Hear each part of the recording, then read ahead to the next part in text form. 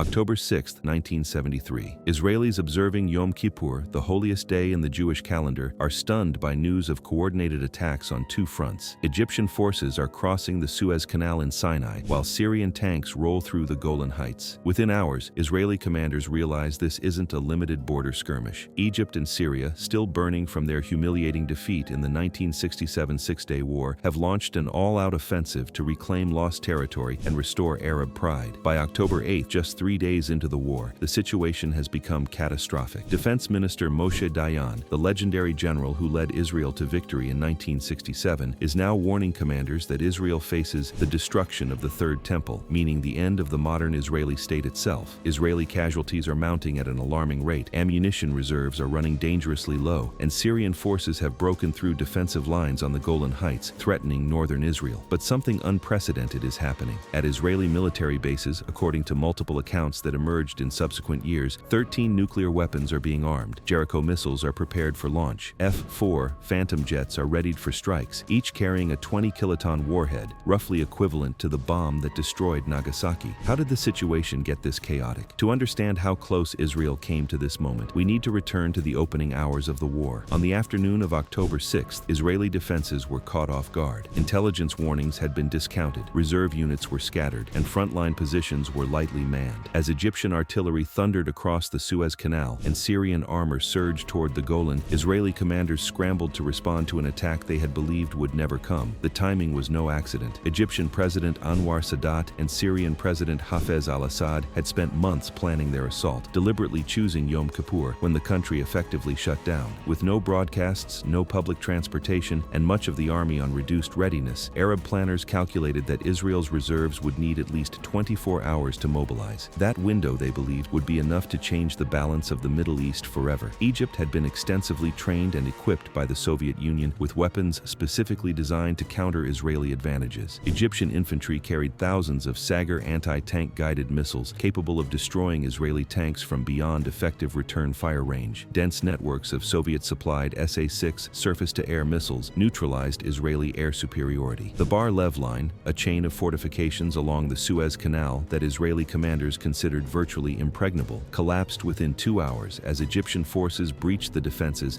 and overwhelmed Israeli garrisons. Egyptian engineers used high-pressure water cannons to blast through the massive sand embankments Israeli forces had constructed along the canal's eastern bank, a technique Israeli planners had never anticipated. By the end of the first day, approximately 100,000 Egyptian troops and 1,500 tanks had crossed into Sinai. On the northern front, Syrian forces concentrated 5 divisions with approximately 1,400 tanks against 2 Israeli armored brigades numbering fewer than 200 tanks. The Syrians advanced rapidly through the Golan Heights, breaking through defensive positions and threatening to reach the Jordan River crossings into northern Israel. Israeli commanders sent desperate messages describing their situations as critical, with some units down to their last ammunition while facing overwhelming enemy forces. The fighting on the Golan reached extraordinary intensity during the first 72 hours. Israeli tank crews fought desperate delaying actions, often outnumbered 10-1 or worse, attempting to slow the Syrian advance until sufficient reinforcements could arrive. The terrain favored defense, with volcanic rock formations and steep ridges providing natural obstacles, but Syrian numerical superiority threatened to overcome these advantages through sheer weight of numbers. Israeli reservists, rushing to the front directly from Yom Kippur observances, arrived in civilian buses and civilian clothing, commandeering whatever tanks and equipment they could find at forward depots. Lieutenant Colonel Yossi Ben Hanan, commanding the 77th Armored Battalion on the southern Golan, reported that his unit engaged wave after wave of Syrian T-62 and T-55 tanks advancing through defensive positions. Some Israeli tank crews fought until their ammunition was completely exhausted, then withdrew to rearm, while other units took their places in the defensive line, creating a rotating defense that prevented Syrian breakthrough. The Israeli 7th Armored Brigade, defending the northern sector, suffered approximately 70% casualties in the first 48 hours, yet managed to hold critical positions that blocked Syrian access to the Jordan River Valley. By October 7th, Israeli casualties had reached catastrophic levels. Approximately 1,300 soldiers were killed in the first 3 days, representing half of all Israeli deaths in the entire war. Israel's reserve stocks of ammunition and equipment were being consumed faster than anyone had predicted, and military planners calculated that critical supplies might run out within days. Defense Minister Moshe Dayan, after visiting both fronts, returned to Tel Aviv in a state of profound pessimism about Israel's ability to halt the Arab offensive. counteroffensives. That morning, Dayan told senior military commanders about his fear regarding the destruction of the Third Temple. He expressed concern that Israel would eventually be left without enough weapons, tanks, or aircraft to defend itself, and that once the military collapsed, all the Arabs will swoop down on us from all sides. Later that day, he repeated these concerns to other commanders, revealing the depth of his despair about Israel's military situation. Prime Minister Golda Meir recognized the severity of the crisis and immediately began reaching out to the United States for military assistance. By the evening of October 8, Israeli leadership faced what they considered an existential threat to the state's survival. To understand what happened next, we need to understand what Israel had been building in secret for over a decade. Israel's nuclear program had its origins in the 1950s and 1960s with French assistance. The Negev Nuclear Research Center near Dimona, constructed with French support, included a heavy water reactor capable of producing weapons-grade plutonium and an associated reprocessing plant. According to declassified U.S. intelligence, the Dimona reactor was capable of producing approximately 9 to 10 kilograms of weapons-grade plutonium annually starting around 1965, meaning that by 1973, Israel would have had sufficient material to construct multiple nuclear weapons. The CIA estimated in 1974 that Israel possessed between 10 and 20 nuclear weapons. The delivery system was already in place. The Jericho-Thorn missile, operational in 1973, represented Israel's first ballistic missile system capable of delivering nuclear weapons. The program began in 1963 through an agreement with French aerospace company Dassault. After France withdrew in 1969, Israel continued development domestically, eventually manufacturing approximately 50 missiles. The Jericho-Thorn had a range of 500 kilometers using a two-stage solid-fuel propulsion system, sufficient to target Damascus, Cairo, and other strategic locations in neighboring countries. Israeli leaders had even given this last resort strategy a name, the Samson option, referencing the biblical story of Samson who, when captured by the Philistines, pushed apart the pillars of their temple and brought down the roof, killing himself along with thousands of enemies. According to the book of Judges, Samson cried out, "Let me die with the Philistines," as he destroyed the temple. This became the metaphor for Israel's nuclear deterrence strategy. If the state faced destruction, it would respond with such devastating force that its enemies would be destroyed as well, even at the cost of Israel's own survival. The term was reportedly coined in the mid-1960s by Israeli leaders including David Ben-Gurion, Shimon Peres, Levi Eshkol, and Moshe Dayan as they developed Israel's nuclear weapons program. This was not the first time Israel reportedly considered deploying nuclear weapons. Some accounts suggest that during the 1967 Six-Day War, Israeli leadership ordered nuclear weapons assembled as a contingency if Arab coalition attacks succeeded. The overwhelming success of Israel's preemptive airstrikes meant this was never necessary, but it may have established a precedent. Now, in October 1973, Israel came much closer to actual military collapse than it ever had before. The night of October 8th into October 9th became the moment when Israel's secret nuclear weapons program moved from abstract deterrent to operational option. According to reports that emerged years later, Defense Minister Dayan met with Prime Minister Meir and proposed that Israel needed to signal its possession of nuclear weapons and willingness to use them. Using the code word temple, which Israeli officials reportedly employed when discussing nuclear weapons, Dayan convinced Meir to authorize the assembly of nuclear warheads. Various sources suggest the decision was made to prepare 13 atomic bombs, each with an explosive yield of approximately 20 kilotons, though the exact details remain contested by historians. Based on the available accounts, the weapons were deployed to Stot Misha Air Base near Beit Shemesh, where Jericho-1 ballistic missiles had been stationed. These missiles, capable of striking Damascus and Cairo, were readied for launch. F-4 Phantom fighter bombers at Tel Nof Air Base were also reportedly prepared to carry nuclear weapons, providing a backup delivery system. The likely targets would have included Syrian military concentrations on the Golan Heights and possibly facilities in Damascus, along with Egyptian forces in Sinai and potentially strategic targets in Egypt. Israel appears to have conducted these preparations in a deliberately detectable manner. Israeli forces did not attempt to conceal the movement of nuclear weapons from American surveillance satellites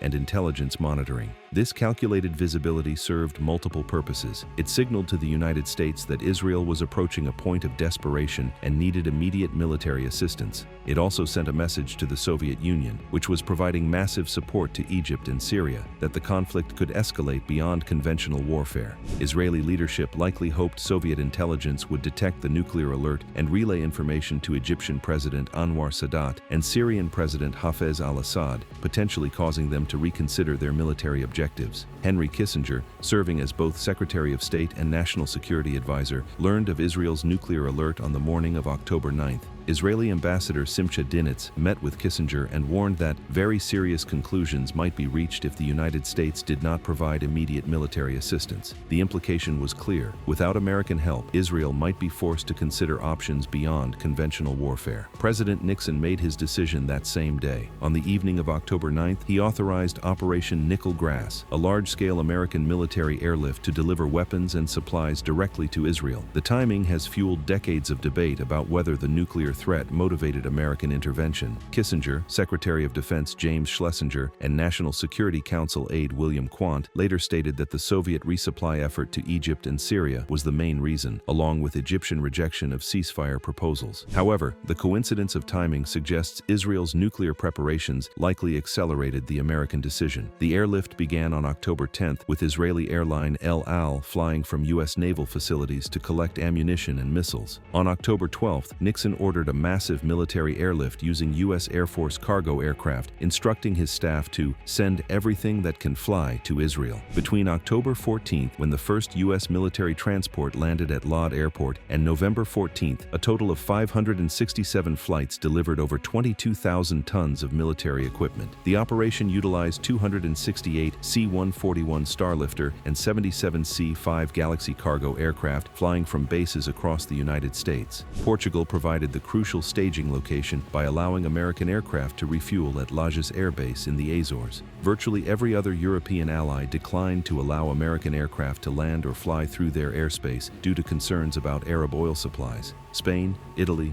Greece, Turkey, and West Germany all refused landing rights. Portugal became the sole European nation willing to facilitate the airlift, with personnel at Lajes growing to over 1,300 to handle more than 30 transports per day. The supplies proved decisive in enabling Israel to stabilize and then mount successful counteroffensives. Ammunition addressed critical shortages, arriving at Israeli forces within hours. Replacement F-4 Phantom fighters and A-4 Skyhawk attack aircraft flew directly from the United States, refueling in flight. M-60 tanks, self-propelled artillery, and electronic warfare equipment followed. The psychological impact of seeing American transports landing every few hours signaled to Israeli forces that their situation was not hopeless. By October 14th, the military situation had shifted in Israel's favor. The Battle of Sinai concluded that day with Israeli forces successfully defending against a major Egyptian armored offensive and destroying hundreds of attacking tanks. Israeli commanders, confident that ammunition and equipment would continue flowing, authorized aggressive counteroffensives.